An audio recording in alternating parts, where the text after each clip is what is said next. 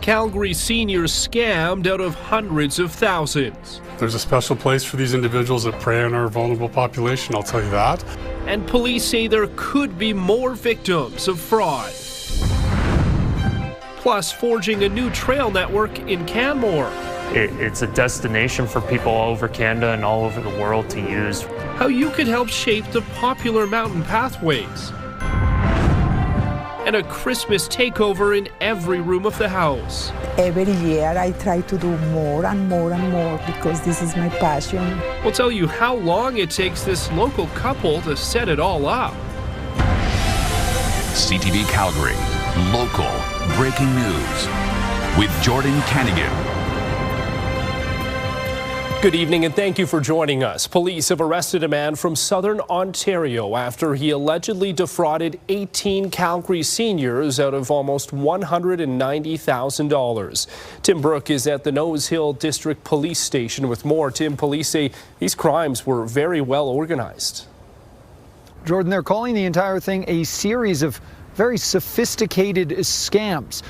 This person allegedly stole $186,000 in just 5 weeks. Now, here's how it worked. Police say elderly people in our city were contacted by phone by an unknown person who told them they were investigating suspicious financial transactions linked to the victims' bank accounts. The caller would tell the seniors a courier would be sent to their homes to retrieve their bank cards in order to speed up the investigation. From there, police allege that's when 31-year-old Joshman Gerald Garnett would show up in person and collect bank cards and sometimes even electronics like cell phones and iPads. Garnett was eventually arrested in BC and is now facing 20 charges. Police tell us he pulled similar scams in Edmonton and the Lower Mainland. It's tough to stay ahead of these things, but it's like, yeah, it's kind of all hands on deck to make sure we're looking after each other, to try to stem the tide, so to speak, with these people. When in doubt, give us a call. There's a special place for these individuals that prey on our vulnerable population, I'll tell you that. Now, as we all know, these scams are just becoming more complex and harder to identify. Now, this morning I chatted with someone from the Calgary Seniors Resource Society who told me, well, there's a couple things people can do to try to protect themselves. First off, Jordan, if they feel like something might be a little bit off, it's good to consult with a trusted friend or family member. And they also reminded me that, well, of course, Calgary police are always happy to help. So again, if something feels a little bit weird, if someone's asking for personal information or bank information, definitely reach out to CPS. Good advice. Thank you, Tim. One man is in hospital with serious life-threatening injuries after a single vehicle collision in the southeast. It happened at about 4:30 on Deerfoot Trail near 24th Street. Calgary police were diverting drivers in the area, but regular traffic flow has resumed. There's no update on the man's condition or what led to the crash. An ambulance was damaged in a collision with a minivan this afternoon. It happened at the intersection of 40th Avenue and Shackanappie Trail Northwest at about 2 p.m. The front of the ambulance had heavy front-end damage, and the van was damaged on the driver front side. Firefighters were also at the scene. Police say no one was hurt, but there was a patient in the back of the ambulance at the time of the crash. Another ambulance was dispatched to take that patient to hospital. 2 northeast Calgary homes were damaged by fire last night. When firefighters arrived, black smoke was coming out of a home on Fallshire Way. Officials say that home is no longer livable and the residents are staying with family. The other home suffered minor damage. The investigation into the cause continues. Also last night, firefighters battling a blaze on an upper floor of a high-rise under construction on 18th Avenue Southwest. Crews climbed up a stairway and used a ladder truck to extinguish the flames. The cause was determined to be accidental. 3 more recall petition campaigns against MLAs have been approved. NDP MLA Peggy Wright and UCP MLAs Justin Wright and Ron Wiebe are now facing recall. That brings the total number of approved petitions to 26. 2 are for NDP MLAs. The rest are UCP MLAs, including the Premier. Now, it's a major Christmas boost for Hope Mission. A longtime neighbor who witnessed firsthand the work the mission does has made a six-figure donation. The money will help the organization accomplish a wish list of things to enhance programming and the facility. Tyson Fedor reports. It's a Christmas miracle. A check worth $889,000 was gifted to the not-for-profit Christian social care agency Hope Mission on Tuesday. We just want to be there to help our community and help those folks who need it, and this generous gift is allowing us to do just that. Henry Hoover died earlier this year. He founded Foothills Landscaping in 1964, and his estate gifted Hope Mission the massive donation. Hoover's three children say their dad supported the mission's work and it aligned with his values. It was important to him because it was local, and it was important that it would help the local people. And Hope Mission is right here. So it aligns perfectly with what my mom and dad wanted to do. Hoover's office is located directly across the street from Hope Mission. He would help with snow clearing and assisting staff at the agency to support the most vulnerable. On our prevention side of things, we've got about 50 folks a month getting food hampers, and then with our community dinners, we've seen 200-300 people have a nice hot meal. And this money will go to helping with thousands of more hot meals, renovations, and expanding program services. We're doing some renovations to our day space here in the new year, and so we'll be adding showers, probably a laundromat, and again, it's been a vision of mine to have here a medical clinic where we can have a number of nurses, probably some LPNs, registered nurses. And the Hoovers are hopeful to donate even more money in the future. But for now, they are excited about the vision Hope Mission has to honor their father and his legacy with his money. I really like the idea of helping the neighborhood, helping with their medical. I'm stoked about their camp that they're going to have for these kids because I really enjoyed camp. On average, about 50 people use Hope Mission daily, while hundreds are served meals monthly. Tyson Fedor, CTV News, Calgary. And Henry Hoover passed away in February at the age of 89. Skiers at Lake Louise got a reminder that not all bears hibernate all winter. On Saturday, Parks Canada says grizzly bear 136, also known as split lip, walked from the parking lot up to the Juniper Runs area. The Lake Louise Ski Club was hosting its annual Santa Slalom races at the time. The races halted. Parks Canada staff responded and monitored split lip until he went into the backcountry. It's not unheard of. It's not a very common occurrence. Certainly lynx we have on the mountain during the winter quite a bit, and then lots of other wildlife as well. And the same protocols apply for all of them, and we just try and give them their space. Split lip was seen heading to Boulder Pass, perhaps to hibernate. Let's bring in Jody Hughes for a look at weather. And you know what? If it's not dealing with grizzly bears, at least it was a little bit warmer out there if you wanted to hit the slopes. It was really warm. It kind of makes my sighting of a bobcat seem a little less exciting yesterday. I don't know if it was called split lip, though. I didn't get close enough. But yes, we are looking at, it was a gorgeous day. It's not as warm now when we take a look at our temperatures across Alberta. -13 in Calgary, -26 in Edmonton. But then our friends in Lethbridge sitting at -6 and -8 in Medicine Hat. Our daytime high today -2 here in Calgary, 7 in Lethbridge, and we still have a number of weather warnings in place. I'll tell you how this will impact your travel coming up. Thank you, Jody. The province wants to hear from you about a popular trail network. Still to come, why there's a proposal to rethink some pathways around Canmore. And the plea to help Calgary families struggling for food this holiday season. That's just ahead.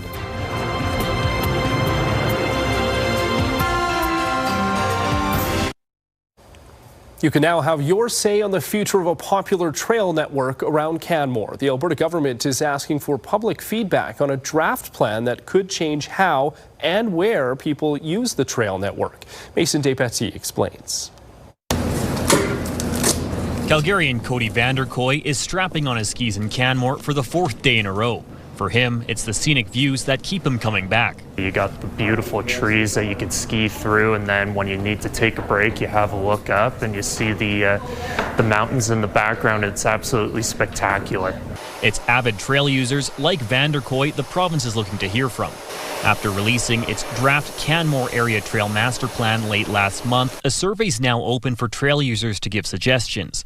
There's also an interactive map where users can pin comments to specific trails or areas. Half of the people on the trails are from Calgary. So we want feedback from Calgarians, we want feedback from people across Alberta, as well as local residents on the trails and the trail network, and to see how they would meet their needs.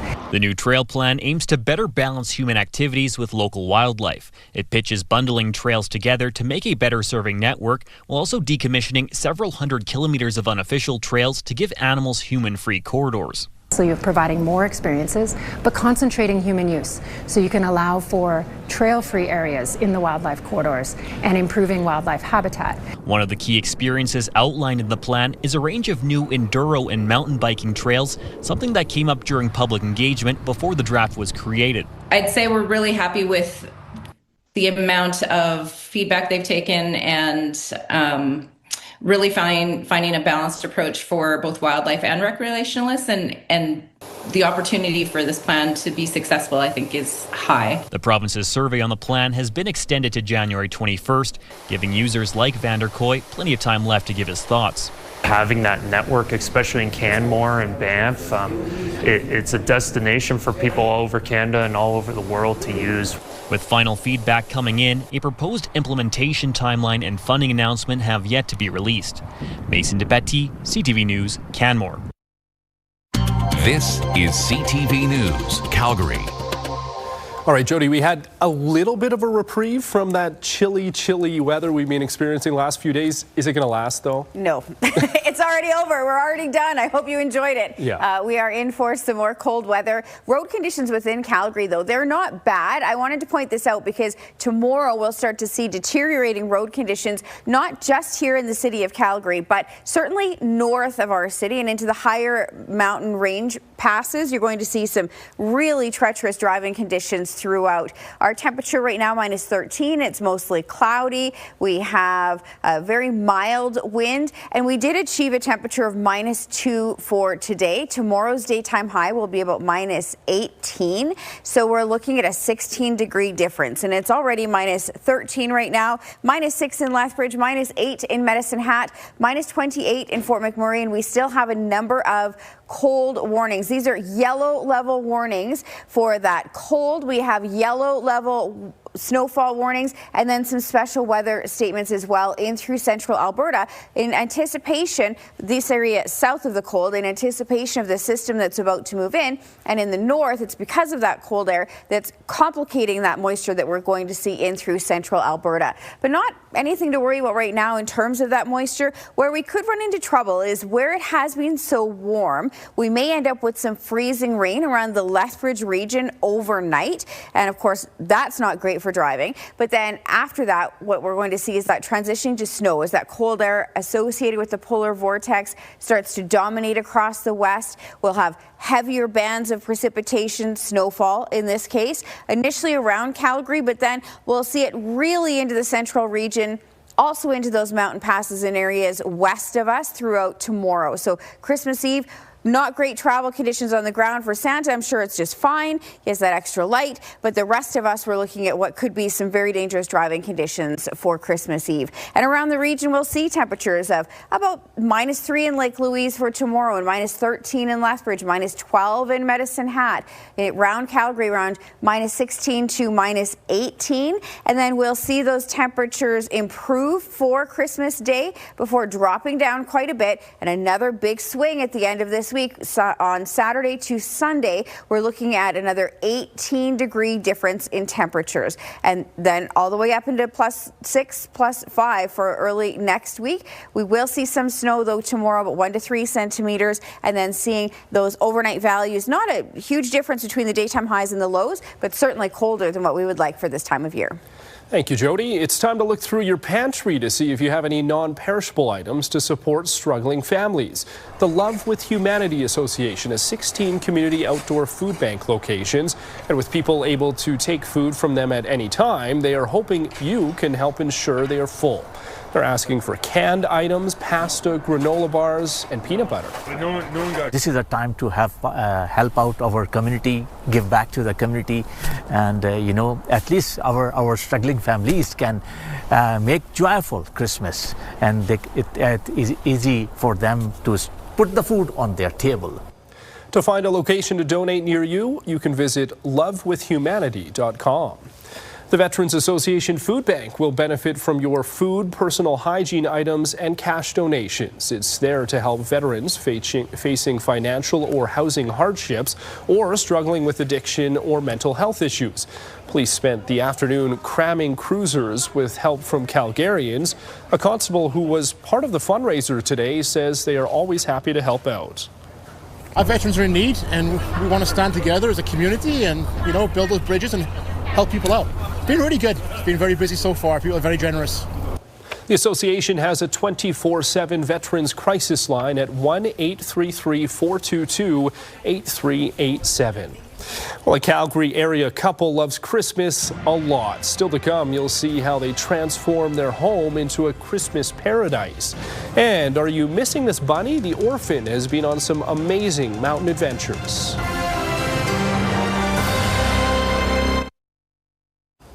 Well, you may have a few decorations inside and outside your home this Christmas, but others transform every room in their house. Kevin Fleming has more on a couple near Pritis that has turned their home into a Christmas wonderland.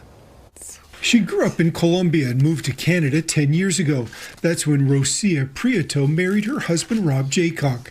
Prieto brought her culture to the couple's acreage. Okay, in Colombia, Christmas is just happiness, gathering, families cheering on the streets together, lights everywhere, food, music, dancing. The decorations start going up in mid-October. Many have been added over the years, and now they fill the couple's home. I start with my decoration inside, and every year I try to do more and more and more because this is my passion. This is something that I really enjoy. Jaycock's favorite decorations are in his office. He helps out where he can, but is responsible for all the outdoor lights. I mean, there's a lot of work to it.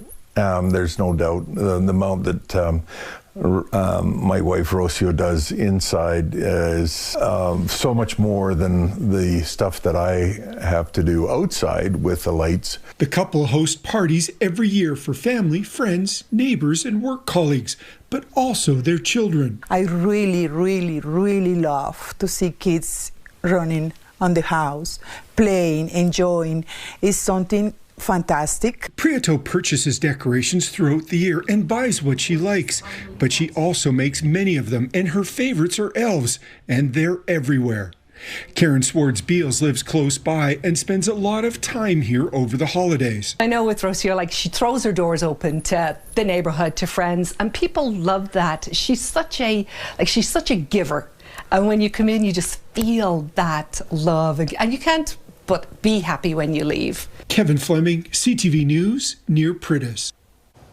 Still ahead, a happy ending to a dangerous rescue. The new home for a dog found stranded on the ice, why it was adopted without hesitation. A lost stuffed bunny in Banff National Park is turning into an unlikely social media star, and Parks Canada hopes you can help find its owner. The plush rabbit, now nicknamed Bump, was left behind on a shuttle to Lake Louise or Moraine Lake this summer.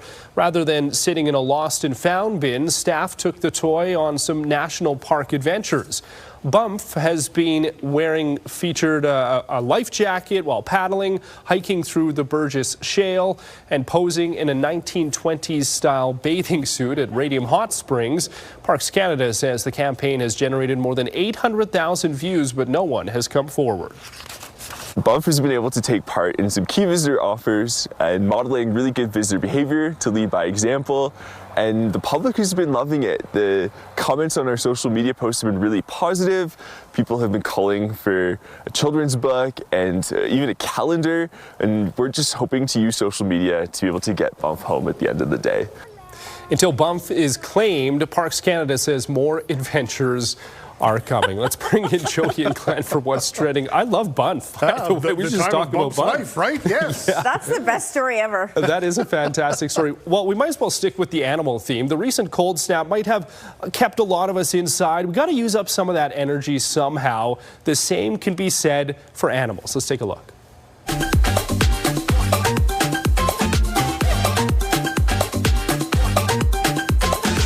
Yeah, that's the Calgary Zoo's taper calf, quickly losing her spots and stripes, but she still has not grown out of the zoomies. She's just ripping around, isn't she? Oh, she's adorable. Yeah, that's Naiawa. She was born in September. She is quickly growing and quickly moving around that enclosure as well. Oh my You God. gotta think of new things. Throw the ball downstairs for your dog, right? Can't get that dog out in that cold weather. You got to use up all that energy. I don't think we went outside either, so it's fine. We can play inside, yes. That's right. Don't blame it. Now to a heartwarming end to an icy rescue in Saskatchewan. A stranded dog has officially been adopted by one of his rescuers. We tried calling out to him, and he's just sitting in the middle of the river, just shivering and scared and not moving from his spot. Nathaniel Crone and his team of firefighters were called to retrieve a dog stuck on the ice in Saskatoon. When no owners came forward to claim the dog, there was no hesitation when it was put up for adoption. And who wouldn't want to adopt a dog like that? Oh Love it. gosh. Awesome. He's adorable.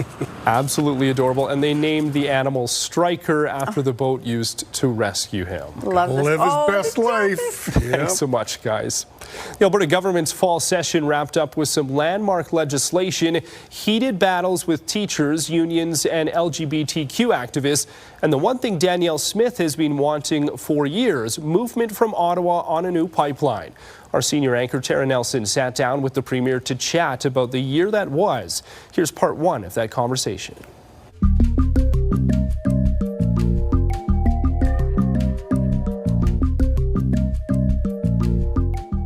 Premier Smith, it's nice to see you. Nice to see you. Making time for My us. pleasure. Well, you're ending the year with what many feel is a big win for Alberta, and of course that is the memorandum of understanding between Alberta and the federal government over a new bitumen pipeline. So you would like it to go to the northwest BC coast. Do you feel you can make this happen, and so far is there any sign of a proponent? Well, I would say that the biggest win was that we got rid of the emissions cap. And the biggest one was that we got rid of the clean electricity regs. That's what people are going to see an immediate impact on. And Capital Power indeed has already said that they're going to usher in a new era of investing in gas-fired electricity, which will then help to build out our AI data centers. We already have a number of pipeline proponents, Enbridge, the Trans Mountain Pipeline, South Bow talking about doing open seasons to expand their pipeline capacity. And yes, also having the bitumen pipeline to the northwest BC coast coupled with the Pathways project for decarbonization. That'll take a little bit longer. And we have indicated by July of next year, we hope to have that submitted to the Major Projects Office. And we hope to be able to see an approval within the time frame that they've talked about, being 2 years. But we still have a little bit of work to do on that. In hindsight, do you think you should have had more meaningful consultation perhaps with the BC Premier or with coastal First Nations? Because now it seems like you're starting this with some bruised feelings, let's say. Well, let's remember, Coastal First Nations is a lobby group. They don't actually have any representation of the decision makers on councils. And so we're talking with First Nations councils and beginning the engagement. I mean, you have to announce your intention to do a project, and then engagement begins, and then a formal consultation, which we know we have an obligation to do. So I would say that there's still lots of runway and lots of time to do that. My Minister of Indigenous Relations has been to BC several times.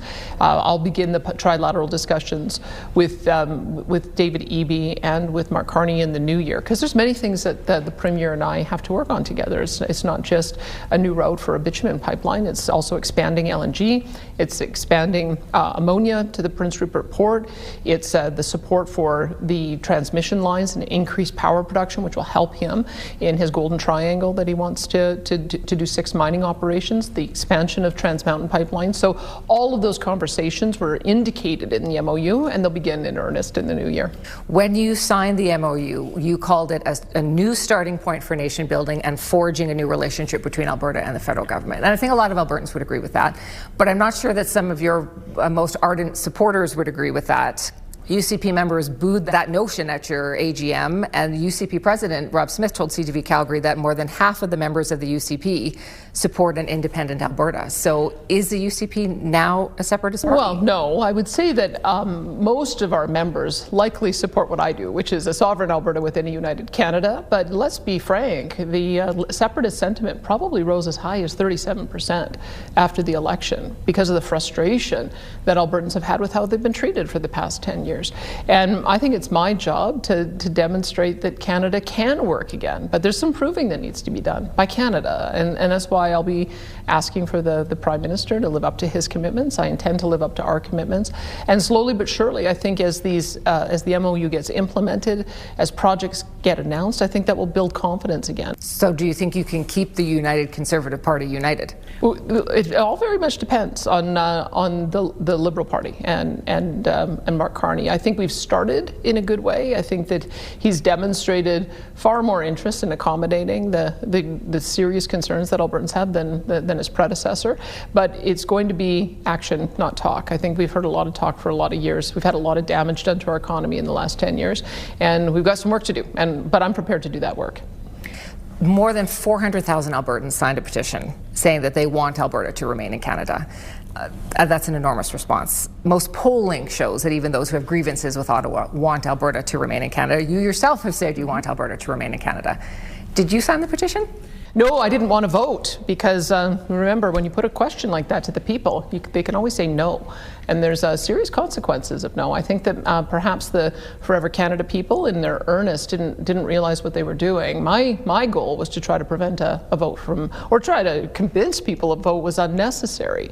And so now we're in a bit of a bind because I think finally the proponents have realized that if it goes to a referendum, the no side could well win, which is why they've now told us they don't want it to go to a vote. So we're going to put that to a committee and we're going to figure out what to do with it.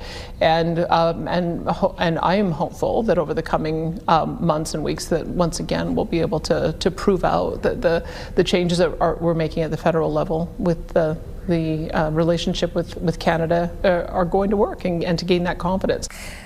But just this month, a judge ruled that the potential citizens' initiative launched by the separatist group contravened the Alberta Citizens Initiative Act. So your government is changing that so that they can have a petition, can ask if people agree that Alberta should be a sovereign country and cease to be a province of Canada.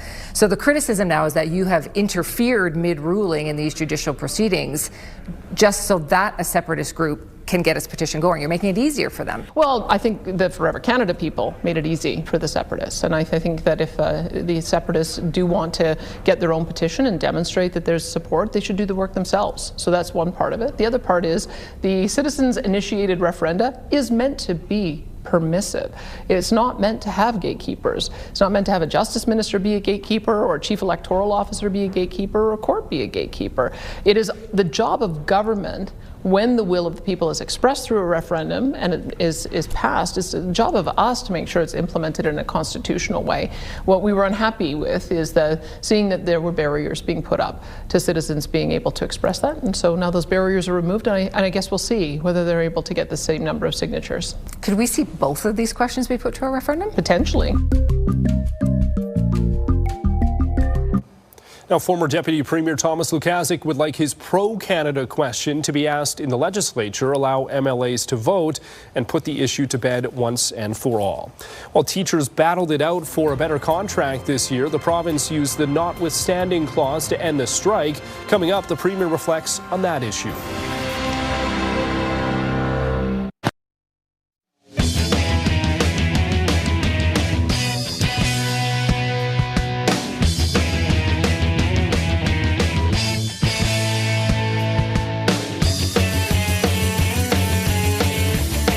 CTV Ski Report, sponsored by Castle Mountain Resort, celebrating 60 years of skiing in the South Canadian Rockies.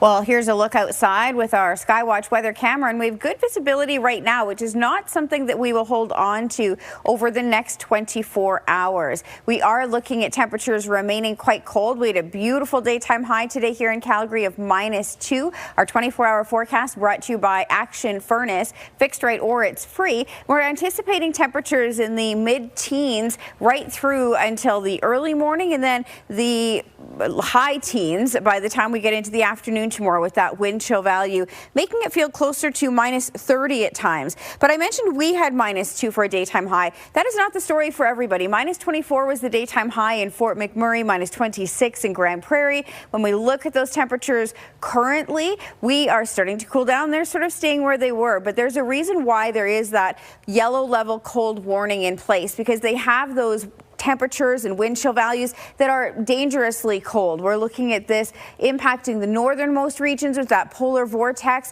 and a yellow level snowfall warning in the central region. Then we also have those special weather statements, and it's due to that system that's incoming. Tomorrow's high, as I mentioned here, much colder at -18. Our timing for that snowfall here in Calgary coming in the overnight hours, and then similar story for Banff, because this isn't a system that's coming from the west, it's moving more from the south. What it is also doing is amplifying our avalanche risk, which is already concerning in many of those higher elevation parks. Our daytime high tomorrow -18, we'll see -8 for Christmas Day, and then -10 for Friday. Thank you, Jody. Danielle Smith's government used the Notwithstanding clause 4 times this fall to shield 2 separate bills from court challenges. It was used first to end the teacher strike and then to protect a trio of transgender laws, all of it very controversial. Here's Tara Nelson with part 2 of our year-end interview with the Premier.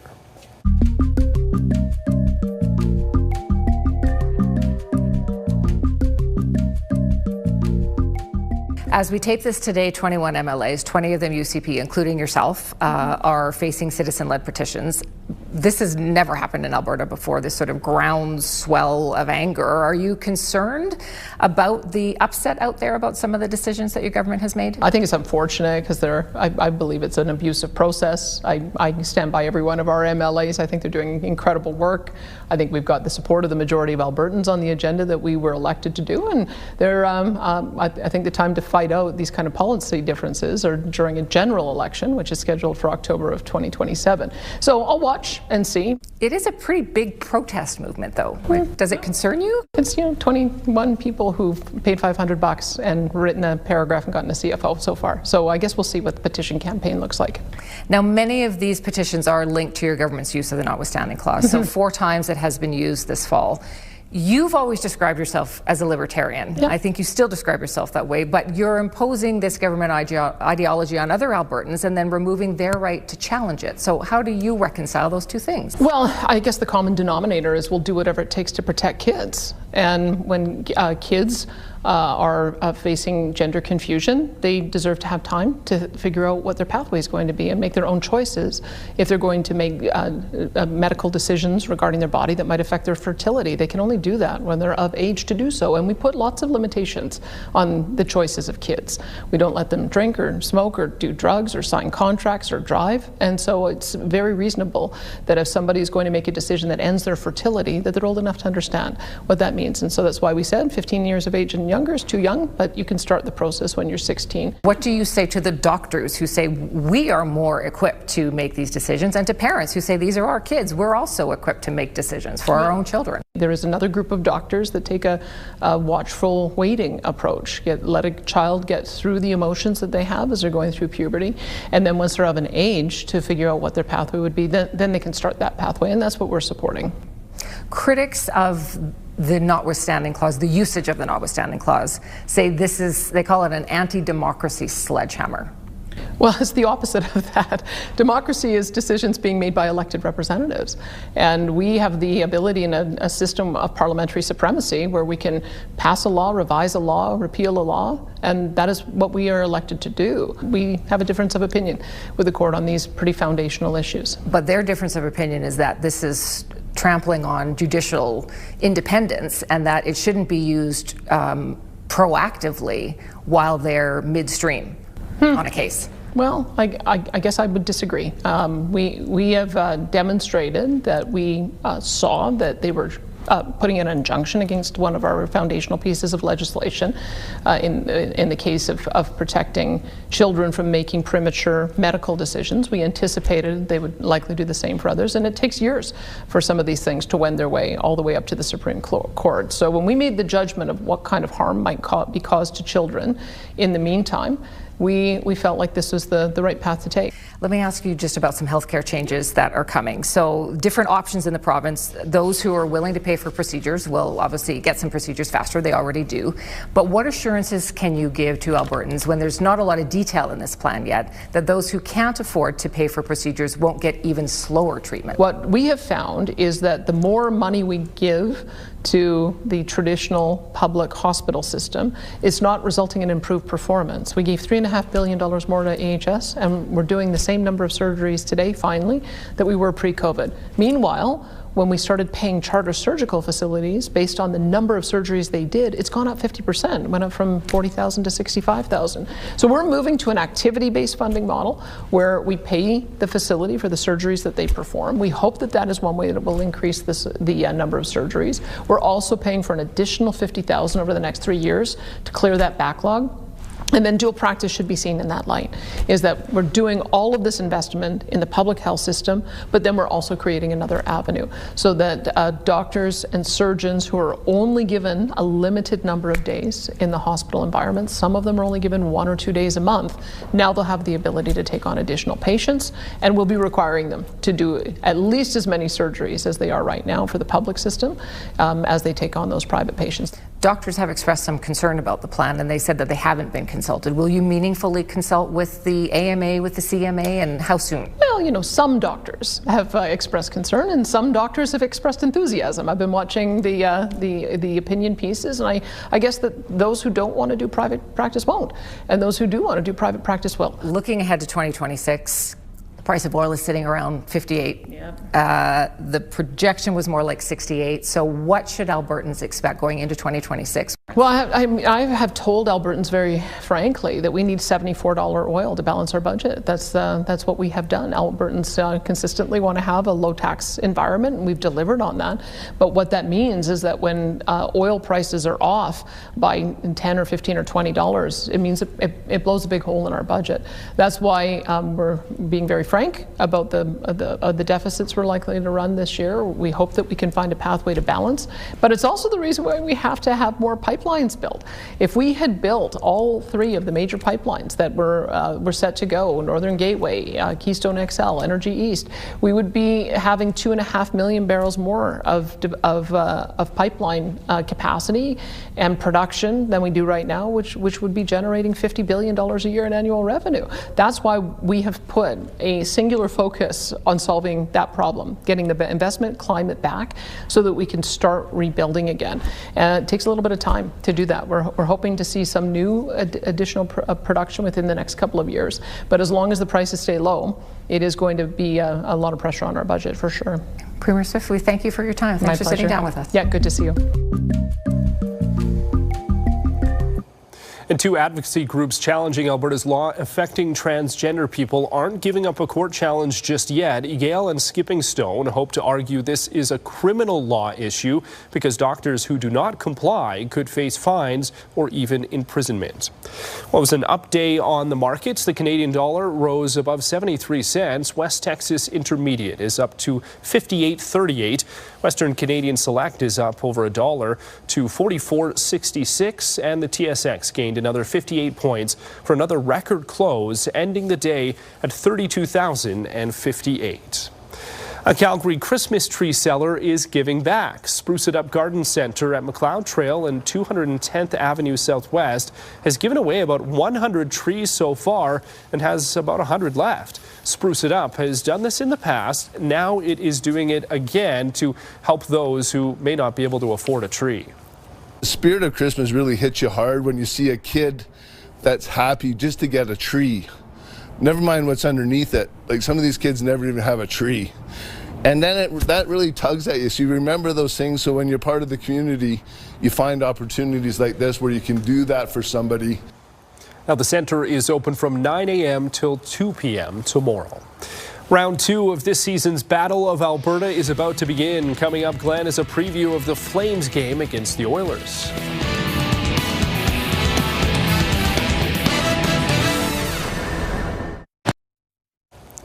The Redwood Meadows Fire Department has received a welcome Christmas present. The city of Chestermere has donated a surplus bush buggy firefighting vehicle. A fire at the back of the Redwood Meadows station last week destroyed 1 bush buggy and several other pieces of equipment. The cause is believed to be an accidental electrical issue. Well, the Battle of Alberta heats up again tonight in Edmonton. Glenn, it's the second time these teams are squaring off. Jordan, you'll remember that very first one at the very beginning of the regular season, right? Really, really good game. The Flames fell behind in that game, ended up winning in a shootout.